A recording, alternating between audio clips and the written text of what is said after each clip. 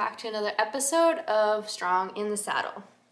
So, a couple weeks ago, I ordered a book and it finally came. It's by Jonathan Field, The Art of Liberty Training for Horses. I am so excited about this book. So, the plan. Diesel and I are going to start some Liberty training. So, I would say Liberty has never been on my radar before. I've always preferred to be in the saddle. My goals have always related to things, well, my butt is in the saddle, and groundwork has kind of just been like a filler. Like, if the ground was crap, we would do some groundwork. If it was really cold, we would do some groundwork. It was just like this thing that I did with my horses if I couldn't ride. Whereas now, I'm wanting to supplement my riding program with some Liberty training because I think it'll make my horse better overall. And that's exactly, I haven't dug too far into the book yet, but I was just looking, I wanted to see if he had a definition in here, and he does. So he says, at its most basic definition, Liberty training is about the fun of playing with horses without any ropes being used. Liberty also has practical applications, and all disciplines can benefit from it. All the basics, quick cue responses, subtle communication of body language, and the importance of clear intent also apply to under saddle performance. So basically it's saying it's, you know, kind of playing with your horse on the ground, and it directly translates to when you're under saddle. So that's awesome. And the reason I started going down this rabbit hole is a matter of circumstance, I would say. So for those of you who do not know, I live in Alberta. This past winter, the ground froze up maybe around like the 20th, 25th of October, I want to say. So then we have the tail end of October, November, December, January, February, where it's winter. And then usually, I'm an accountant, going into tax season in March and April, there's usually still snow on the ground or it's super muddy. So then for April and March, March and April, sorry, it's also not great for riding purposes. And it really, really bugs me that my progress with my horses basically stalls the moment that winter arrives. Yes, I could haul, but to an indoor arena, but that's a different story. So I was looking for a solution on how can I still progress with my horses despite winter. And so that's where this kind of rabbit trail of looking into Liberty training started. And that's why one of my goals for 2024 is to go through an entire Liberty training program with Diesel, because one, it'll, you know, help us continue to build a bond. Again, I've only owned Diesel for just under 2 years. I feel like we're still developing a bond as a horse and rider. And I want to progress his training. And Liberty training, even though I'm not in the saddle, it definitely translates once I do get to saddle up and go for a ride. So I'm not a complete newbie. I am and I'm not. So I would say I have lots of groundwork training experience. I don't have any experience as far as having nothing on my horse and training them at Liberty. So when I was late teens, early 20s, I did buy a lot of Clinton Anderson's groundwork DVDs. At the time, he had like this 3-box set with each box had several DVDs in it, and it was this entire groundwork program. I think it was called Groundwork for Respect or something like that. And I went through a large majority of that program with Junior. And so I am knowledgeable and experienced when it comes to doing groundwork training with my horses. I just haven't made the jump to taking off the halter and doing it that way. So, and I have done that groundwork training with Diesel, like this afternoon. I just came in from the barn, and this afternoon I was doing some groundwork with Diesel because there is still ice on the ground. So we did some just like yielding his hindquarters, yielding his forequarters, getting him just to flex around laterally. We did some backing up, we did some side passing. So we were doing all those things, and you know, my goal with those is always to try and get him as light as possible. So I'm using the slightest cue that I can to get the reaction that I want. And I think that background that Diesel has already with the groundwork, I think will make our transition to Liberty that much easier and that much smoother. But like I said, I've never done this before, so I'm very curious to see how things go.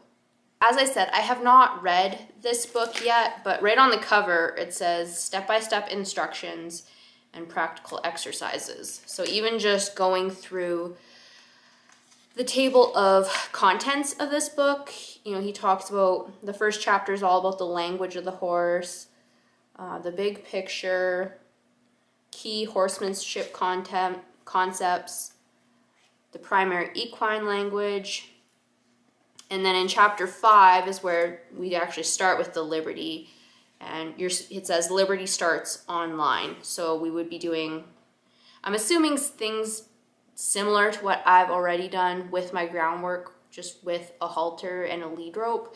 What I usually use is just a rope halter and then a lead rope that's maybe 10 feet long, and it'll have a clasp, some sort of clasp on the end connecting to the halter, as opposed to being just tied to the halter. I prefer having a clasp on my lead rope.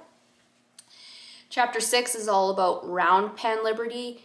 So this is one concern that I had. So first off, I wasn't sure if he used a round pen, and if he did, I was a little bit concerned because I do not have a round pen, but we do have panels, so I think I should be able to rig up some sort of situation where I have like a round pen sort of thing that I can use to do some of this.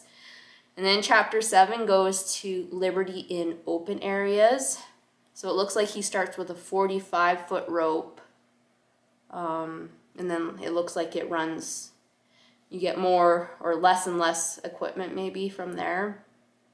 And then Life, Liberty, and Fun is the last one. So yeah, pretty excited to start this. I will say riding is still going to be at the forefront of my training program with Diesel. I mean, riding is where I have the most goals, and I think Liberty is going to be just that like supplemental, making my horse that much more broke and well trained and all of that.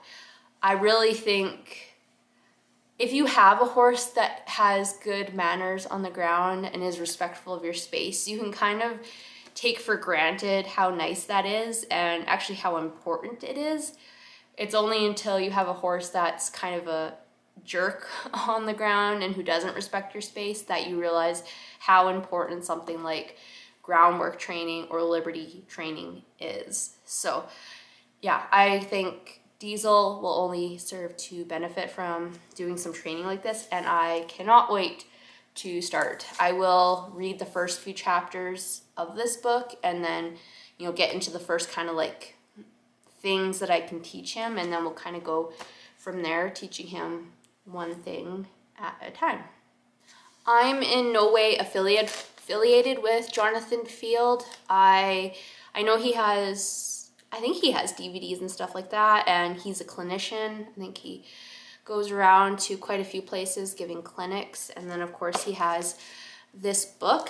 I do think it's really awesome because he is from British Columbia, so he is a fellow Canadian, and I love to see Canadian horse people doing well. So if you guys are interested in training for Liberty, I'm going to, you know, recommend this even without having read it yet. I will recommend this book, so be sure to check it out. I will, once I get through a good chunk of it, I will do a more in-depth review, I think, just to give you a better idea of what to expect and whether I am correct in recommending it now. And I'll be sure to kind of chronicle my training with Diesel as well as we go through this program.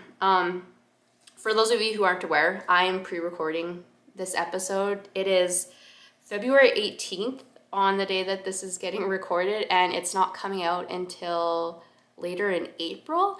And that is simply because I'm an accountant, and when this comes out, I will be completely overwhelmed with tax season, I am sure. So I am pre-recording these, so I plan to, as much as possible through tax season, start doing some Liberty training, but if you're looking for a vlog or anything like that, that will come in May, where I will start showing you guys like actual footage of me working with Diesel in the arena and building up our Liberty skills. I don't know, like, look at this picture. I know if you guys are just listening, you can't see, but got this picture of Jonathan Field. The horse doesn't have any equipment on. I think it's gonna be really cool to just get Diesel that much honed in on me and listening to me and responding to me, really, you know, being very responsive. That's one thing about Diesel. He's a classic gelding where sometimes his reactions to when I ask him for things is kind of on the duller side, and it drives me nuts. I would rather him be like, yes ma'am, what do you want me to do next? Where do you want me? On it, here, there. Like, I want him to be way more responsive than he is, and hopefully this program will get us dialed into each other a bit more, and yeah, just getting us a bit cleaner with the, like, give the cue, get the response, the length of time that happens. So yes, as you can tell, I am very excited about starting this, and just seeing what I can end up doing with my pony. This is why I love horses. Like, yes, I may not be someone like Jonathan Field, and it might take me forever to get through this entire Liberty training program, but that's okay. Like, yes, my goal is to get through the program this year, but if we don't, that's okay. I just want to see progress with him and just have fun playing in the arena with him, and yeah, just enjoying my horse. So I think I'm gonna leave it there. Be sure to follow me everywhere at Strong in the Saddle, and until next time, remember, it's always a good day to ride.